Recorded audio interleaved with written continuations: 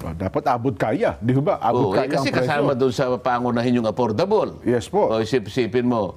Sabi ko, affordable, reasonable, fair, and competitive price of electricity. Oho. Paano ka ako natin pangangatwiranan yun? Ang pinakamabuti ka ako, huwag na kayong kokontra, tanggalin natin ang 12% VAT. Nako. Oho. Tama o hindi? Tama po. Kasi yan ang talagang dapat na gawin para bumaba, para maging affordable. Ay, instant po yan. Pagka inutos kayo, kinabukasan, pwede na agad umepekto yan, Oo, sir. at sabi ng isa, paano po nyo gagawin yun? Siyempre po, kanya hindi Huwag ka ako Department of Finance daw, opo. Bakit ka ako, nakikipagdebate ka ba para sa DOF? Hindi ba DOE ka eh? Oo nga naman.